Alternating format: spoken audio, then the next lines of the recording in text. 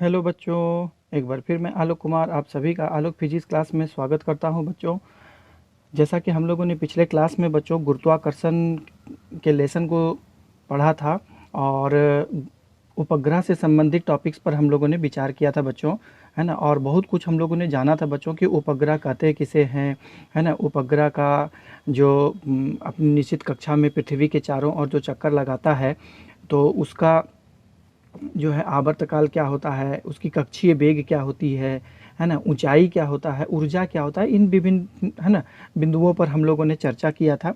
तो चलिए आज हम लोग उसी कक्षा को आगे बढ़ाएंगे बच्चों, क्योंकि पिछले वाले कक्षा में वीडियो काफ़ी लंबा हो जाने की वजह से मैं उपग्रह का प्रकार नहीं बता पाया था, टाइप्स ऑफ सैटेलाइट नहीं बता पाया था। तो इस कक्षा में हम लोग आज टाइप्स ऑफ सैटेलाइट के बारे में हम लोग चर्चा करेंगे बच्चों, उपग्रह का प्रकार के बारे में हम लोग चर्चा करेंगे। तो सबसे पहले हम लोग ये बात जान लेते हैं बच्चों कि उपग्रह जो है जनरली उसको, है ना, हम लोग कह सकते हैं कि इसको दो कैटेगरी में उसको डिवाइड किया गया है बच्चों। उपग्रह के प्रकार देखिए, यहाँ पे मैं उस टॉपिक्स को लिख देता हूँ। उपग्रह के प्रकार क्या होते हैं, है ना। उपग्रह के प्रकार, तो सबसे पहला जो उपग्रह होता है बच्चों, है ना, एक तो ऐसा उपग्रह होता है बच्चों कि जो कि जिसकी गति जो होती है वो पृथ्वी के गति से अलग होती है, मतलब वो अपना अलग वेग से वो पृथ्वी का चक्कर लगाता है ना। उसका टाइम पीरियड जो होता है, पृथ्वी मान लेते हैं कि यदि एक पृथ्वी है ना, तो पृथ्वी आप जानते हैं कि अपना एक चक्कर जो है 24 घंटा में वो पूरा कर देता है।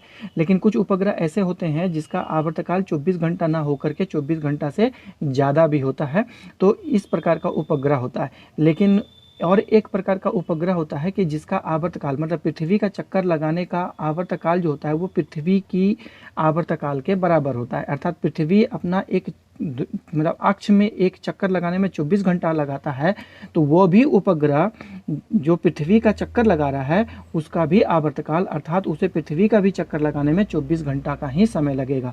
तो इस प्रकार का उपग्रह जिसका आवर्तकाल पृथ्वी के आवर्तकाल के बराबर होता है ना, उसको हम लोग क्या कहा जाता है जानते हैं? स्थिर उपग्रह कहा जाता है, भू स्थिर उपग्रह उसको कहा जाता है। तो सबसे पहला उपग्रह जो होता है उसको हम लोग कहते हैं बच्चों भू स्थिर उपग्रह, है ना। भू स्थिर उपग्रह, तो भू स्थिर उपग्रह किस क्या होता है कि वैसा उपग्रह जिसका आवर्तकाल, मतलब पृथ्वी के चारों ओर चक्कर लगाने का जो समय होता है वो पृथ्वी के अपने एक अक्ष में घूरने के बराबर होता है। तो ये कैसा उपग्रह होता है इसको मैं परिभाषित कर देता हूँ। देखिए, भू स्थिर उपग्रह, है ना, भू स्थिर उपग्रह वैसा उपग्रह है या होता है, भू स्थिर उपग्रह वैसा उपग्रह होता है ना, होता है जिसका आवर्तकाल, जिसका आवर्तकाल, जिसका आवर्तकाल पृथ्वी के घूर्णन अवधि के बराबर होता है। पृथ्वी के अपने अक्ष, है ना, पृथ्वी के अपने अक्ष में घूर्णन अवधि, घूर्णन अवधि के बराबर होता है ना, घूर्णन अवधि के बराबर होता है, बराबर होता है ना। अर्थात इस प्रकार के उपग्रह का जो आवर्तकाल होता है वो भी 24 घंटा होता है ना। पृथ्वी अपने अक्ष में 24 घंटा में एक चक्कर लगा लेती है, अर्थात दोनों उपग्रह जो दोनों चीज़, पृथ्वी भी और सैटेलाइट भी, दोनों अपना एक परिक्रमण 24 घंटा में पूरा करता है। तो आप जरा सोचिए बच्चों कि इस प्रकार का उपग्रह जो होगा वो पृथ्वी के सापेक्ष कैसा होगा, स्थिर हमको पता चलेगा, है ना। मान लेते हैं कि ये एक उपग्रह है, पृथ्वी भी घूम रही है, ये भी घूम रहा है, तो पृथ्वी के सापेक्ष जो होगा ये उपग्रह जो है मुझे स्थिर महसूस होगा, इसीलिए इसका नाम हुआ भू स्थिर उपग्रह। पृथ्वी भी घूम रही है ना। आप मान लेते हैं कि यहाँ पर यदि खड़े हैं, उपग्रह यहाँ पर है, तो ये आप पृथ्वी के साथ घूम रहे हैं, ये भी उपग्रह घूम रहा है, तो आप उपग्रह को क्या देखेंगे, अपने सर के ऊपर हमेशा देखेंगे, है ना। यह पृथ्वी मतलब एक चक्कर यदि पूरा कर ले एक दिन रात की अवधि में, आप उसे अपने सर के ऊपर ही महसूस करेंगे। अर्थात ये उपग्रह आपके सापेक्ष, अर्थात पृथ्वी के सापेक्ष स्थिर होता है, इसीलिए इसका नाम होता है भू स्थिर उपग्रह, जियो स्टेशनरी सैटेलाइट इसको भी कहा जाता है।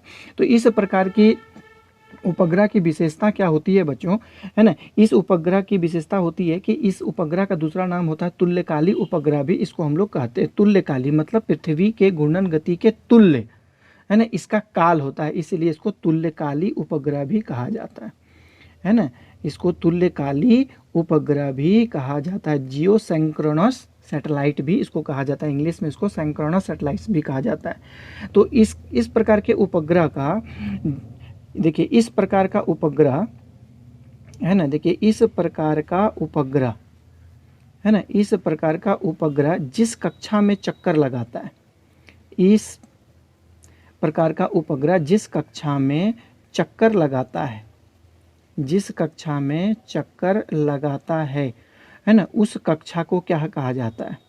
उस कक्षा को तुल्यकाली कक्षा कहा जाता है, तुल्यकाली कक्षा कहा जाता है। जियो है ना, सेंक्रोनस ऑर्बिट कहा जाता है, तुल्यकाली कक्षा कहा जाता है ना, तुल्यकाली कक्षा कहा जाता है। इसकी विशेषता क्या होती है? इस देखिए है ना, भू स्थिर उपग्रह की विशेषताएं क्या होती है? भू स्थिर उपग्रह की विशेषता, भू स्थिर उपग्रह की विशेषता है ना, स्पेशलिटी इसकी क्या होती है वो चीज़ देखते हैं। सबसे पहला स्पेशलिटी जो होता है कि देखिए, भू स्थिर उपग्रह का आवर्तकाल, भू स्थिर उपग्रह का आवर्तकाल, आवर्तकाल पृथ्वी के घूर्णन काल के बराबर होता है, पृथ्वी के घूर्णन काल के, पृथ्वी के घूर्णन काल है ना, अर्थात 24 घंटा होता है, 24 घंटा होता है। पहला तो ये हो गया बच्चों। उसके बाद दूसरा नंबर में होता है कि इस पर यह उपग्रह पृथ्वी के घूर्णन गति की, पृथ्वी के घूर्णन गति की, पृथ्वी के घूर्णन गति की दिशा में, पृथ्वी के घूर्णन गति की दिशा में चक्कर लगाता है, चक्कर लगाता है। तो आप लोग जानते हैं बच्चों कि पृथ्वी की घूर्णन की दिशा क्या है? आप लोग जान लीजिए, पश्चिम से पूरब की ओर जो होती है पृथ्वी हमेशा घूमती है, अर्थात तब ना हमको पता चलता है कि है ना कि सूरज पूरब से पश्चिम की ओर जा रहा है। पृथ्वी के घूर्णन गति की दिशा ठीक उसके विपरीत होती है, अर्थात पश्चिम से पूरब की ओर होती है। तो यह उपग्रह पृथ्वी के घूर्णन की दिशा में चक्कर लगाता है, अर्थात पश्चिम दिशा से पूरब की दिशा की ओर वो चक्कर लगाता है। तीसरा टॉपिक से कि यह उपग्रह जो होती है ना, यह उपग्रह पृथ्वी की सतह से, यह उपग्रह पृथ्वी की सतह से, यह उपग्रह पृथ्वी की सतह से, पृथ्वी की सतह से 36,000 किलोमीटर है ना, 36,000 किलोमीटर की ऊंचाई पर, 36,000 किलोमीटर की ऊंचाई पर चक्कर लगाता है, 36,000 किलोमीटर की ऊंचाई पर चक्कर लगाता है। तो आप इसको जनरली जो है बच्चों कैलकुलेशन के जरिए भी आप इसको देख सकते हैं। तो इससे पिछले वाले वीडियो में मैंने कक्षा की ऊंचाई अर्थात उपग्रह की ऊंचाई के संबंध में जो एक समीकरण प्राप्त किया था, जो इस प्रकार होता है कि h इज इक्वल टू होता है बच्चों T²R² G हम लोग लिखा था 2 पाई का होल स्क्वायर का पावर जो था बच्चों 1/3 और -r था, इस प्रकार। तो हम लोगों ने यहाँ पे क्या देखा कि t जो है वो आवर्तकाल है, तो पृथ्वी का आवर्तकाल कितना होता है? 24 घंटा होता है। तो इसको हम लोग सेकेंड में यदि व्यक्त करेंगे तो इसको 3600 से हम लोग गुना कर देंगे, तो इतना सेकेंड होता है ना।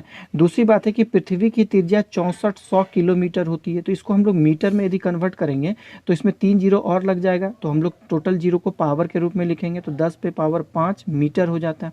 जी का वैल्यू आप जानते हैं क्या होता है? 9.8 मीटर पर सेकंड स्क्वायर होता है, और पाई का वैल्यू भी जान रहे 3.14 होता है। तो ये सारी वैल्यू को यदि यहाँ पर रख करके उसको यदि गणना किया जाए है ना, तो इसका वैल्यू जो होता है कुछ इस प्रकार मिलता है। देखिए 24 गुना 3600 का स्क्वायर, आर का हो गया इतना हो गया, देखिए 64 गुना 10 पर पावर 5 का स्क्वायर, जी का वैल्यू हो गया 9.8 और नीचे में हो गया बाय 2 है ना, यहाँ स्क्वायर है तो 2 × 3.14 का ये हो गया स्क्वायर, इसका पावर कितना है 1/3 और माइनस यहाँ पर हो गया देखिए 6400 है ना, तो इसको मीटर में हम लोग व्यक्त किए हैं तो 10 पे पावर 5 आता है।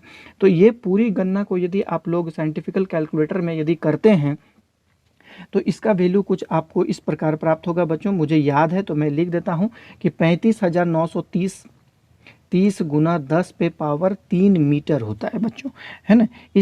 ये इसका वैल्यू होता है। तो यहाँ पर हम लोग जनरली जो है बच्चों 10 पे पावर 3 जो है उसको हम लोग किलोमीटर में भी लिख सकते हैं। तो 35,930 किलोमीटर होता है।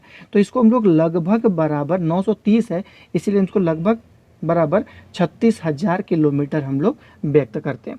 तो ये क्या था बच्चों कि भू स्थिर उपग्रह की ऊंचाई थी। तो एक पहला प्रकार का उपग्रह आप लोगों ने देखा। उसके बाद दूसरा प्रकार का जो उपग्रह होता है ना बच्चों, वो होता है मेरा ध्रुवीय उपग्रह, जिसको हम लोग पोलर सैटेलाइट भी हम लोग कहते हैं। इसको कहते हैं ध्रुवीय उपग्रह। तो ध्रुवीय उपग्रह क्या होता है?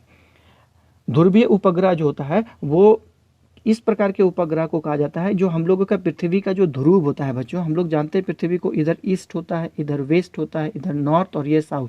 तो ये जो दोनों है इसको हम लोग क्या कहते हैं, है ना, ध्रुव कहते हैं, है ना। ये ध्रुव हो गया, पूरा पश्चिम उत्तर दक्षिण होता है, तो ये दोनों ध्रुव होता है। तो ये उपग्रह जो होता है कुछ इस प्रकार का चक्कर लगाता है, मतलब ऊपर से नीचे की ओर आप इस प्रकार देख सकते हैं। दूसरा उपग्रह जो होता है वो इस प्रकार चक्कर लगाता है ना।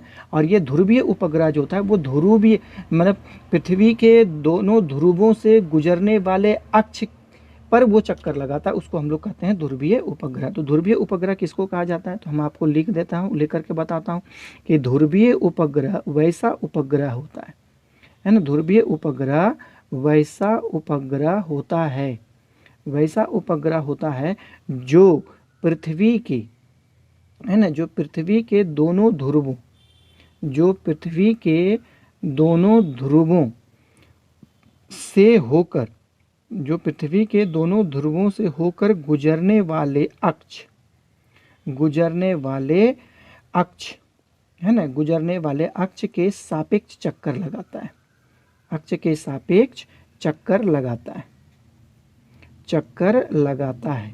तो इसको हम लोग कहते हैं ध्रुवीय उपग्रह हम लोग कहते हैं बच्चों।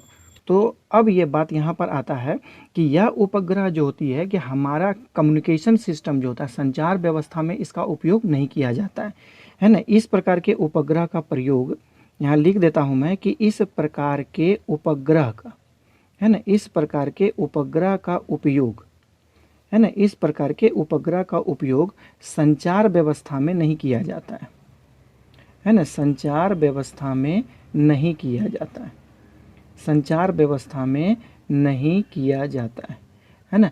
तो ये बात समझ जाइए, हम लोग का कम्युनिकेशन सिस्टम में इसका उपयोग नहीं किया जाता है, अर्थात टेलीफोन, मोबाइल, अर्थात टीवी सिग्नल के प्रसारण में इस प्रकार के उपग्रह का प्रयोग नहीं किया जाता है। तो टीवी सिग्नल के प्रसारण में किस प्रकार का उपग्रह का उपयोग किया जाता है? भूस्थिर उपग्रह का उपयोग किया जाता है।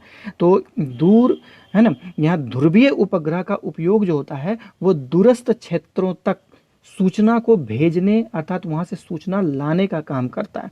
देखिए ध्रुवीय उपग्रह का उपयोग हम लोग कहाँ कहाँ करते हैं उसका प्रयोग मैं बता देता हूँ। ध्रुवीय उपग्रह का उपयोग दूरस्थ, है ना, दूरस्थ क्षेत्रों तक, दूरस्थ क्षेत्रों तक सूचना को, है ना, सूचना को भेजने, सूचना को भेजने तथा लाने का काम करता है, लाने का काम करता है, समझे। दूरस्थ स्थान तक, दूर स्थान तक किसी सूचना को भेजना है, अर्थात दूर स्थान से हमको किसी सूचना को लाना है, तो इस प्रकार के उपग्रह का हम लोग उपयोग करते हैं। तो इसलिए इस उपग्रह का एक और नाम होता है जिसको हम लोग क्या कहते हैं? दूर संवेदी उपग्रह भी इसको हम लोग कहते हैं। दूर संवेदी उपग्रह के नाम से भी हम लोग इसको जानते हैं, क्योंकि दूर स्थानों तक हमको सूचना को भेजने और वहाँ से लाने का ये हम लोगों को काम करता है। समझ में आ गया बच्चों? तो ये ध्रुवीय उपग्रह होता है। तो इसका उपयोग जो होता है, ध्रुवीय उपग्रह का हम लोग उपयोग कहाँ कहाँ करते हैं, ये छोटा सा एक सरल भाषा में मैं आप लोगों को बता देता हूं बच्चों। जैसे कि हम लोगों को भूमि का सर्वेक्षण करवाना है ना, हम लोगों को भूमि के बारे में नक्शा तैयार करना है, भू का ज़मीन के बारे में हम लोगों को सर्वेक्षण करना है, तो उसका हम लोग इस प्रकार के सैटेलाइट का उपयोग करते हैं। तो सबसे पहले बात है कि भू सर्वेक्षण में इसका उपयोग किया जाता है, पहला हो गया। दूसरा नंबर में इसका उपयोग हम लोग क्या करते हैं कि भूमि का या धरती का नक्शा बनाने के लिए भी हम लोग इसका उपयोग हम लोग करते हैं। तीसरा नंबर में कि फसल किस क्षेत्र में किस प्रकार के फसल का खेती हो रहा है, कहाँ किस प्रकार के मतलब कृषि हो रहा है, वहाँ पर हम लोग क्षेत्र विशेष में होने वाले क्षेत्र विशेष में होने वाले कृषि की जानकारी ये देता है। कृषि की जानकारी ये सैटेलाइट से हमको प्राप्त होता है बच्चों। उसके बाद प्रदूषण, किस क्षेत्र में कितना प्रदूषण हो रहा है उसके बारे में भी हम लोगों को पता चलता है यहाँ पर, है ना। प्रदूषण के बारे में हम लोगों को जानकारी होता है। प्रदूषण की जानकारी होती है। प्रदूषण की जानकारी होती है। तीसरा नंबर में होता है कि समुद्र में मछली पालन, है ना। समुद्र में मछली पालन तथा मछुआरे का, है ना, मछुआरे की स्थिति के बारे में ये जानकारी हमको देता है। तो है ना, ध्रुवीय उपग्रह का उपयोग हम लोग इस प्रकार हम लोग करते हैं बच्चों, है ना। तो ये कुल मिलाकर के हम लोग उपग्रह के बारे में एक संक्षिप्त जानकारी हम लोग हासिल कर लिए हैं बच्चों, है ना। ये लगभग मैंने आप लोगों को उपग्रह का जितना भी संक्षिप्त तरह की जानकारी होती है, जितनी भी तरह की जानकारी होती है, मैंने इस वीडियो में आप लोगों को देने का प्रयास किया है बच्चों। तो चलिए हम लोग आज टॉपिक्स को कुछ आगे बढ़ाएंगे बच्चों, और ग्रह के बारे में आज हम लोग कुछ समझने का प्रयास करते हैं, है ना। सबसे पहले हम तो ग्रह के इतिहास पर हम लोग प्रकाश डालेंगे कि ग्रह का इतिहास क्या है बच्चों। कि संक्षिप्त इतिहास हम लोग उतना डिटेल्स में हम लोगों को जाना नहीं है, क्योंकि एकेडमिक लेसन जो है हम लोगों का, जो 11th क्लास में जो ग्रह के बारे में हम लोगों को जानकारी प्राप्त करना है वो कुछ ज़्यादा नहीं है, हल्का फुल्का इतिहास है। उसी जितना भी है मैं आप लोगों को इतना बारे में बता दूंगा कि ताकि आप लोगों को इसके बारे में जानकारी हो सकती है। तो ग्रह का, है ना, देखिए ग्रह के गति का नियम हम लोगों को जानना है। तो छोटा सा इतिहास पर हम लोग थोड़ा सा इसका जानकारी हम लोग प्राप्त करेंगे कि ग्रह का, देखिए आदमी मनुष्य जो है बच्चों, है ना, मनुष्य अपने शुरुआती समय से जिज्ञासु प्रवृत्ति का होता है बच्चों, है ना। जिज्ञासु प्रवृत्ति का ये होता है बच्चों। तो जब वो रात्रि के समय में आकाश में जब तारों को देखता है ना, दिन के समय में सूरज की जब गति को देखता है, चंद्रमा को देखता है, तो उसके मन में बहुत प्रकार के विचार आते हैं कि आखिर ये इस प्रकार की गति किस प्रकार होती है। तो सबसे पहले जैसे जैसे परिस्थिति उसको नज़र आती थी, दिखाई देती है, उसी के अनुसार वो अपने मस्तिष्क में अपनी बातों को समझने का प्रयास करता है ना। क्योंकि बहुत सारी ऐसी बातें हैं जो कि मुझे जिस प्रकार दिखाई देती है लेकिन वास्तव में वैसा वो होता नहीं है। हम लोग ही अपने घर में ही देख लेते हैं बच्चों कि रात्रि के समय में हम लोग देखते हैं कि तारे पश्चिम में उगते हैं, है ना, और पूरब में उगते हैं और पश्चिम की ओर वो गति करते हैं, है ना। दिन के समय में भी हम लोग देखते हैं कि सूरज जो है पूरब में उगते हैं और पश्चिम में जाकर के अस्त हो जाता है उसका। तो हम लोग क्या समझेंगे इसके आधार पर, है ना। जिस प्रकार बातों को हम लोग समझते हैं इसी प्रकार के बात शुरुआती समय के मनुष्य ने भी समझा और यह निष्कर्ष निकाला कि पृथ्वी स्थिर है और इसके चारों ओर तारा, सूर्य और अन्य ग्रह जो होता है चक्कर लगाता है ना। तो सबसे पहले ये अवधारणा जो थे वो ग्रीक के एक दार्शनिक हुआ करते थे। ग्रीक का एक दार्शनिक था बच्चों, जिसका नाम, है ना, प्लेटोमी था। जिसका नाम क्या था बच्चों? प्लेटोमी। याद रखिएगा, वही सबसे पहले जो था बच्चों, तो वो निष्कर्ष हम लोगों को दिया कि पृथ्वी स्थिर होती है ना, और उसके चारों ओर सूर्य, चंद्रमा, ग्रह, तारे सब चक्कर लगाते हैं, है ना। प्लेटोमी ने हम लोगों को क्या दिया?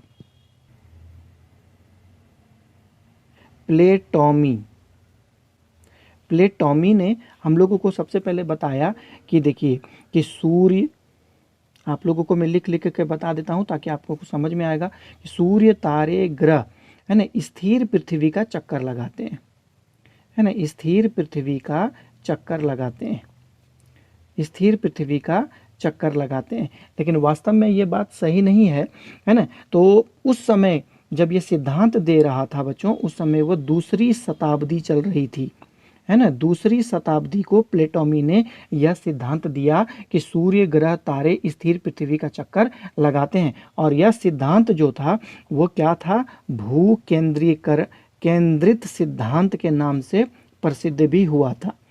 भू केंद्रित सिद्धांत, जिसको हम लोग जियो सेंट्रिक प्रिंसिपल भी हम लोग कहते हैं, यह सिद्धांत था बच्चों, है ना। सभी प्लेटोमी के ही जो बात था वो सभी आदमी को स्वीकार करना पड़ा, क्योंकि सभी आदमी इसी प्रकार के घटनाओं को देख रहा था कि पृथ्वी स्थिर है और तारे, सूर्य और अन्य ग्रह इसका चक्कर लगा रहे हैं। तो आदमी अपने सोच के साथ जो एक सिद्धांत प्रतिपादन कर दिया, जिसको प्लेटोमी ने भूकेंद्रीकरण का सिद्धांत भी दिया था बच्चों, है ना। और यह सिद्धांत आपको मालूम होना चाहिए बच्चों कि यह सिद्धांत जो है 14वीं शताब्दी तक इसी प्रकार चलती रही। 14वीं शताब्दी, कहाँ यह सिद्धांत दूसरी शताब्दी को दिया गया था और 14वीं शताब्दी तक ये सिद्धांत चल, तो कितना आदमी के अंदर ये बात सोचे होंगे कि विश्वास कर लिया था, है ना, कि सही में पृथ्वी स्थिर है और सभी ग्रह इसका चारों ओर चक्कर लगाते हैं। तो ये आदमी ने इसे बात को पूर्णतः स्वीकार कर लिया था बच्चों। लेकिन कुछ जिज्ञासु प्रवृत्ति के व्यक्ति उस समय भी हुआ करते थे, जिसने बहुत प्रयास किया कि मैं इस सिद्धांत को बदल दूं, है ना। और उसने कहा, वो इंसान जो जिज्ञासु प्रवृत्ति का, जिसे अंतरिक्ष विज्ञान में रुचि रखते थे, वो कहते थे कि अन्य ग्रह की तरह, है ना, अन्य ग्रह की तरह पृथ्वी स्थिर नहीं है, पृथ्वी भी चक्कर लगाती है, पृथ्वी भी चक्कर लगाती है। लेकिन यहाँ पर एक बात है कि ये जो सिद्धांत का जो इफेक्ट था वो काफ़ी दिनों तक चला था, जिसके वजह से सभी इंसान के मस्तिष्क में घर कर चुका था कि पृथ्वी स्थिर है। तो इस बात को मानने के लिए कोई तैयार नहीं था। यहाँ तक कि भारत का एक दार्शनिक हुआ करते थे, भारत के दार्शनिक, है ना, भारत के दार्शनिक आर्यभट्ट जो थे, वो 14वीं शताब्दी में हमारे भारत में ये सिद्धांत प्रतिपादन किया था कि पृथ्वी भी चक्कर लगाती है, लेकिन इस बात को मानने वाला कोई नहीं था। उसी समय शायद 1465 ईस्वी में, है ना, 1465 ईस्वी में, है ना, ईस्वी में कॉपरनिकस, है ना, कॉपरनिकस ने सभी सिद्धांतों को खारिज कर दिया और सूर्य केंद्रीकरण का सिद्धांत दिया था। सूर्य केंद्रित सिद्धांत, जिसको हम सूर्य केंद्रीकरण का सिद्धांत भी कहते हैं, सूर्य केंद्रित सिद्धांत का प्रतिपादन किया, है ना। इस सिद्धांत के अनुसार कॉपरनिकस ने कहा था कि सभी, है ना, सभी ग्रह, पृथ्वी और तारों को तो नहीं कह सकते हैं, कि सभी ग्रह और पृथ्वी जो होती है वो सूर्य का चक्कर लगाती है। अर्थात सूर्य जो होता है वो बीच में होता है और पृथ्वी और अन्य ग्रह इसका चक्कर दीर्घवृत्ताकार पथ पर चक्कर लगाता है। तो कॉपरनिकस ने क्या कहा कि पृथ्वी, है ना, पृथ्वी और ग्रह सूर्य का चक्कर लगाता है, सूर्य का चक्कर लगाता है, जिसको हम लोग किस नाम से जानते हैं बच्चों, सूर्य केंद्रित सिद्धांत के नाम से भी हम लोग जानते हैं। उसके बाद जब ये सिद्धांत दे दिया गया, उसके बाद जो है ना बहुत सारे दार्शनिक वैज्ञानिक जो हुआ करते थे, उसने अपना, है ना, अध्ययन शुरू किया। आप इतना जान सकते हैं कि कॉपरनिकस के इस सिद्धांत के बाद हमारा जो विज्ञान के क्षेत्र में अंतरिक्ष को जानने की जो लालसा थी वो काफ़ी अधिक विकसित हुई, और न जाने कितने ही दार्शनिक ने अपने अंतरिक्ष के विज्ञान में अपना शोध शुरू कर दिया। उसी समय एक टाक्यो ब्राह्मो नाम का एक, है ना, टाको ब्राह्मा, जिसको हम लोग टेका ब्राह्मो भी कहा जाता है, हम लोगों को कहा जाता है उसको, है ना, ब्राह्मी, टेका ब्राह्मी, है ना। ये एक दार्शनिक हुआ करते थे जिसने तारों की गति, है ना, और सूर्य की गति, तारों की गति और सूर्य की गति और उसके पथ के बारे में हम लोगों को हिसाब किताब दिया था, और उसकी पथ का, जिस पथ पर वो चक्कर लगाते हैं उसका वो पूरा आंकड़ा हम लोगों को दिया गया था। और वो ये बात हम लोगों को बताए थे कि जो पृथ्वी जो होती है वो पृथ्वी सूर्य के चारों ओर पृथ्वी सूर्य के चारों ओर दीर्घ वृत्ताकार पथ पर चक्कर लगाता है। दीर्घ वृत्ताकार पथ पर चक्कर लगाता है। अब देखिए, टेका ब्राह्मी का एक शिष्य हुआ करता था, इसी का शिष्य था, है ना, स्टूडेंट था, इसी का एक शिष्य था, जिसको हम लोग क्या कहते हैं बच्चों, जिसका एक नाम था हॉहेंस। हॉहेंस, हॉहेंस। हम लोगों को हिंदी लिखने में काफ़ी प्रॉब्लम होता है। हॉहेंस केपलर, हॉहेंस केपलर, है ना, ये था जिसने अपने ही क्या कहते हैं गुरु का बात का समर्थन किया, और कड़ी मेहनत करने के बाद, है ना, कड़ी मेहनत करने के बाद, है ना, ग्रह की गति का बहुत दिन तक निरीक्षण परीक्षण और उस पर शोध करने के बाद 3 नियम का प्रतिपादन किया था, है ना। इसमें 3 नियम का प्रतिपादन किया था। किसने? केपलर ने। कड़ी मेहनत करने के बाद, दिन रात वो जगते थे, है ना, केपलर महोदय, और ग्रह की गति के संबंध में नियम का प्रतिपादन किया उसने। बहुत दिन रात लगे रहते थे, है ना, हमेशा वो दूरबीन के द्वारा जो होते हैं अपने आकाश को देखते थे। अब ग्रह की गति के बारे में वो जानकारी एकत्रित करते थे, और 3 नियम का प्रतिपादन किया। पूरे ग्रह की गति के सिद्धांत, है ना, को आप 3 कैटेगरी में विभाजित मान सकते हैं। तो सबसे पहला जो नियम था जिसको केपलर ने प्रतिपादन किया था, जिसको हम लोग क्या कहते हैं, कक्षा का नियम, है ना, कक्षा का नियम, कक्षा का नियम हम लोग कहते हैं। तो कक्षा का नियम के अनुसार जो था, मैं सब बातों को लिख देता हूँ बच्चों यहाँ पर, आप लोगों को, है ना, कुछ भी ज़्यादा समझने में दिक्कत नहीं आएगी। देखिए, कक्षा का नियम हमको ये बताता है कि प्रत्येक ग्रह सूर्य के चारों ओर किसी वृत्ताकार पथ पर चक्कर नहीं लगा करके दीर्घ वृत्ताकार पथ पर चक्कर लगाते हैं। देखिए, इस नियम के अनुसार, देखिए इस नियम के अनुसार सभी ग्रह, है ना, सभी ग्रह सूर्य के चारों ओर, सभी ग्रह सूर्य के चारों ओर, सभी ग्रह सूर्य के चारों ओर वृत्तीय पथ पर चक्कर नहीं लगाते हैं। वृत्तीय पथ पर, वृत्तीय पथ पर चक्कर नहीं लगाकर, वृत्तीय पथ पर चक्कर नहीं लगाकर, नहीं लगाकर दीर्घ वृत्ताकार पथ पर चक्कर लगाते हैं। दीर्घ वृत्ताकार पथ पर चक्कर लगाते हैं। पथ पर, दीर्घ वृत्ताकार पथ पर चक्कर लगाते हैं, चक्कर लगाते हैं। और इस दीर्घ वृत्ताकार पथ के, इस दीर्घ वृत्ताकार पथ के नाभि पर, नाभि पर सूर्य रहता है ना, सूर्य रहता है बच्चों। तो ये बात आप लोग जानते हैं। देखिए, सबसे पहले आदमी क्या जानते थे कि सूर्य, जो ग्रह जो होते हैं, यहाँ पर सूर्य है और ये कोई ग्रह जो होता है सूर्य के चारों ओर वृत्ताकार पथ पर चक्कर लगाते हैं। लेकिन केपलर कहते हैं कि ये नियम गलत है ना। ग्रह जो होते हैं सूर्य के चारों ओर के दीर्घ वृत्ताकार पथ पर चक्कर लगाते हैं, वो इस प्रकार, और उसका 2 नाभि होता है। सूरज कभी यहाँ पे उपस्थित रहते हैं, कभी सूरज यहाँ पर होते हैं, तो ये इसका नाभि होता है ना, यहाँ पर सूरज की उपस्थिति होती है, ये इसको कहते हैं दीर्घ वृत्ताकार पथ। तो सबसे पहला नियम केपलर ने यही दिया। दूसरा नियम जो दिया था बच्चों, वो हमको ये क्षेत्रफल का नियम कहलाता है।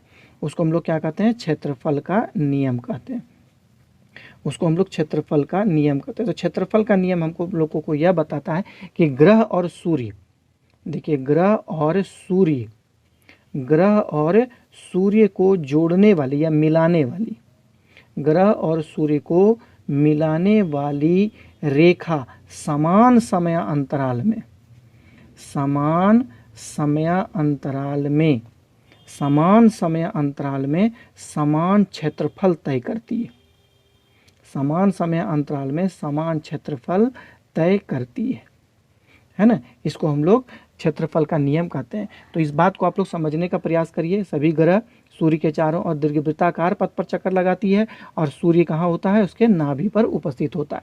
तो मान लेते हैं कि यहाँ पर कोई ग्रह है, सूर्य और ग्रह को मिलाने वाली रेखा। अब यहाँ पर कुछ समय के बाद ग्रह यहाँ पर चले आएगा बच्चों।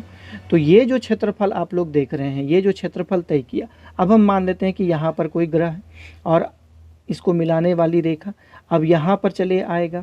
तो क्षेत्रफल समान करने के लिए उसको यहाँ से तेजी से गुजरना पड़ेगा बच्चों, वो तेजी से गुजरेगा तब ना ये क्षेत्रफल को बराबर करेगा।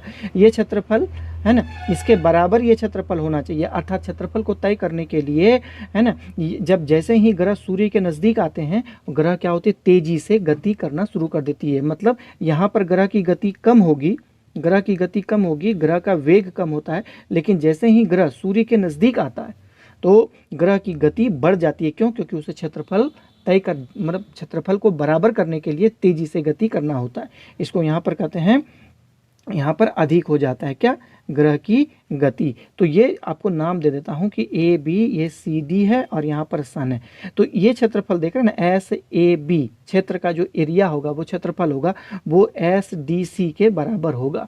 यहाँ पर दोनों का क्षेत्रफल बराबर होगा। इसका मतलब है आप लोग कह सकते हैं कि area of S A B equal to area of S D C, ये दोनों क्षेत्रफल आपस में बराबर होगा।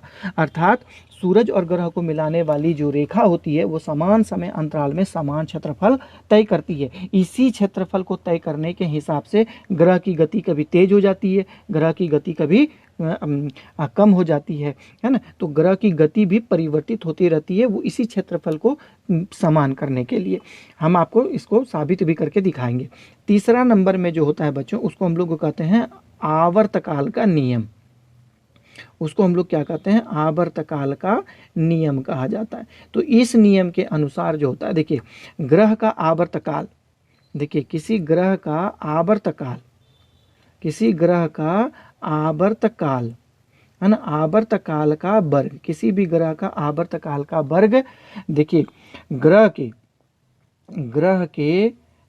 के आवर्तकाल का वर्ग ग्रह के है ना कक्षा की त्रिज्या, कक्षा की ग्रह के कक्षा की त्रिज्या के घन के समानुपाती होता है, घन के समानुपाती होता है, घन के समानुपाती होता है बच्चों।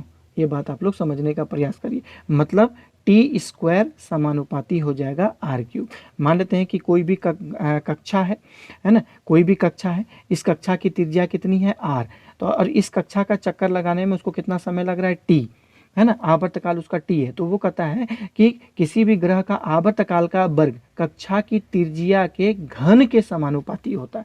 तो ये 3 नियम केपलर ने दिया था बच्चों, है ना, जिसको हम साबित करेंगे बच्चों। इससे नेक्स्ट वाले वीडियो में हम लोग इसको देखेंगे बच्चों और इसे समझने का प्रयास करेंगे। एक बात मैं आप लोगों को बता देना चाहता हूँ कि केपलर का जो नियम है उसे मैं पहले भी एक लेसन में साबित कर चुका हूं, उसे अच्छा तरह से मैं बता चुका हूं, जिसको हम लोग घूर्णनगत की रोटेशनल डायनेमिक्स कहते हैं, है ना। आप यदि उस वीडियो को नहीं देखे हैं, रोटेशनल डायनेमिक्स के उस वीडियो को नहीं देखे हैं, तो आप रोटेशनल डायनेमिक्स में घूर्णनगत की के उस वीडियो को, जहां केपलर का नियम मैंने बताया है ना, क्या बोलते हैं उसको, कोणीय संवेग संरक्षण का सिद्धांत को जहां मैंने अच्छी तरह से समझाया, उस वीडियो को जाकर के आप अच्छी तरह से देखें और वहां पर भी आप केपलर के नियम को समझ सकते हैं बच्चों। तो आज मेरा वीडियो इतना ही रहेगा। मैं नेक्स्ट वाले वीडियो जो कल मैं अपलोड करूंगा बच्चों, उसमें जो है ना इस तीनों टॉपिक्स का मैथमेटिकल कैलकुलेशन आप लोगों के सामने जरूर ला करके दिखाऊंगा। गणितीय गणना के आधार पर मैं ये तीनों नियम को आपको साबित करके बताऊंगा।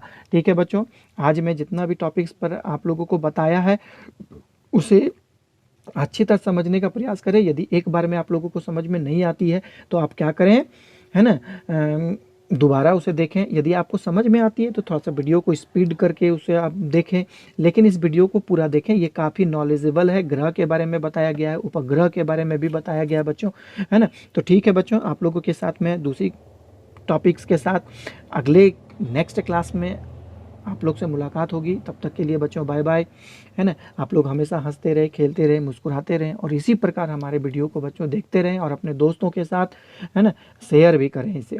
ठीक है बच्चों, लॉट्स ऑफ थैंक्स, जय हिंद।